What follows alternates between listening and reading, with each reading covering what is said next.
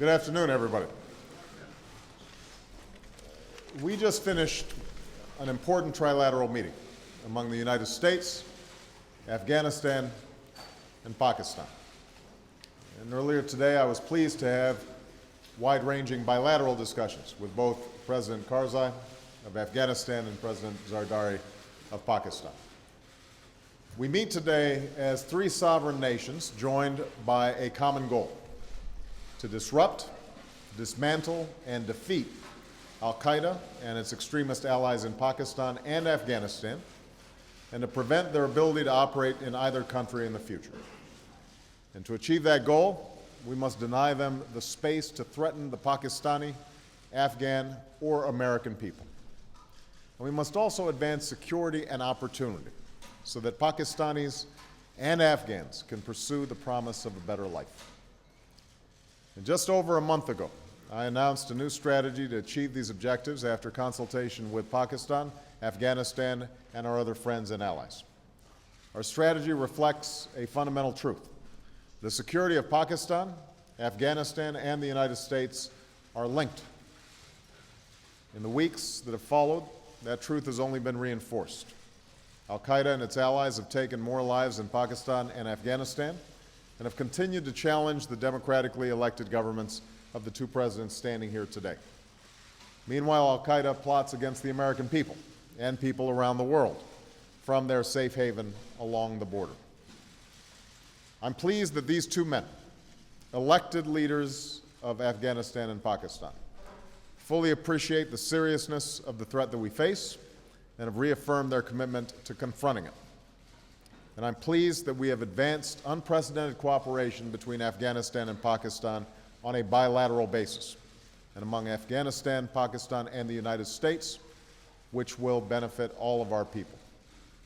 Today's meeting is the second in the trilateral dialogues among our countries.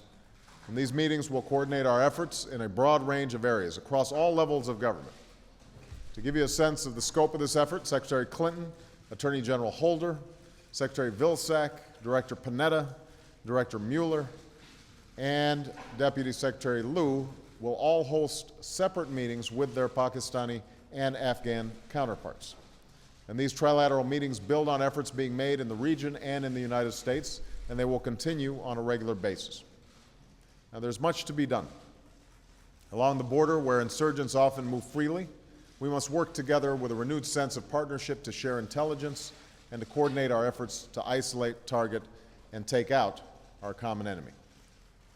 But we must also meet the threat of extremism with a positive program of growth and opportunity. And that's why my administration is working with members of Congress to create opportunity zones to spark development.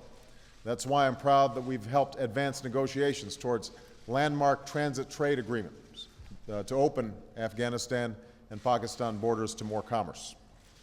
Within Afghanistan, we must help grow the economy while developing alternatives to the drug trade by tapping the resilience and the ingenuity of the Afghan people.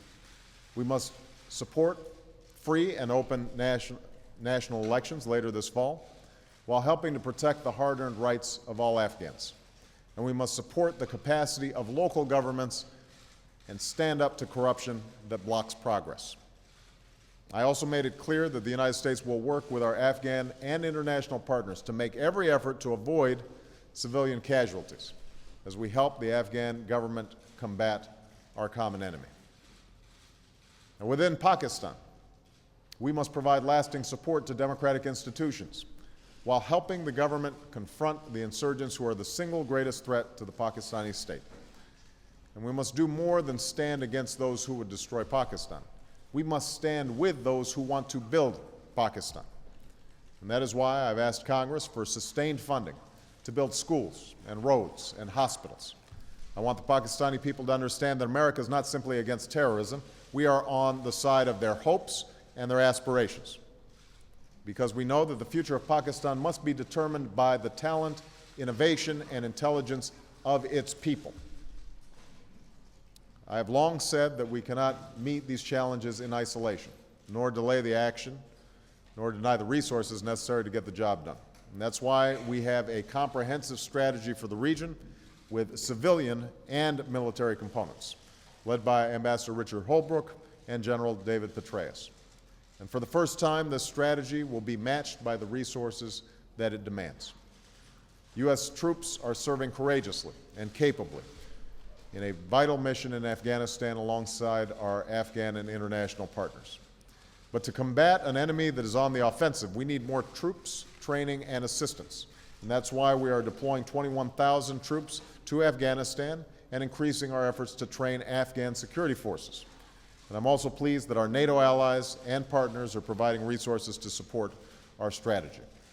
And that is why we are helping Pakistan combat the insurgency within its borders, including $400 million in immediate assistance that we are seeking from Congress, which will help the government as it steps up its efforts against the extremists.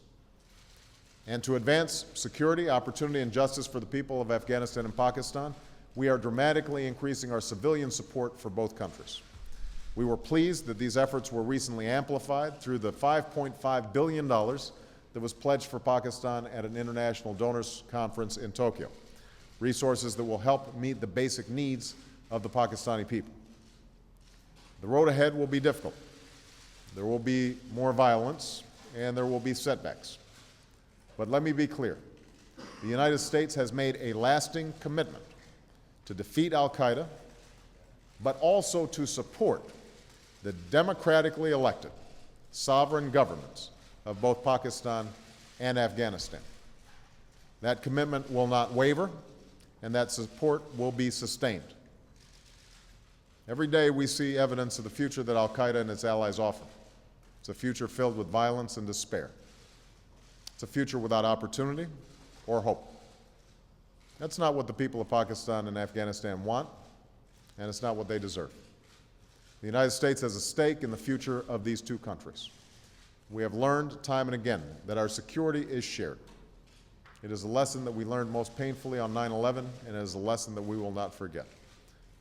So we are here today in the midst of a great challenge, but no matter what happens, we will not be deterred. The aspirations of all our people for security, for opportunity, and for justice are far more powerful than any enemy. Those are the hopes that we hold in common for all of our children. So we will sustain our cooperation, and we will work for the day when our nations are linked not by a common enemy, but by a shared peace and prosperity, mutual interests, and mutual respect, not only among governments, but among our people. I want to thank President Zardari and President Karzai for joining me here today. I look forward to continuing this close cooperation between our governments in the months and years ahead. Thank you very much, everybody.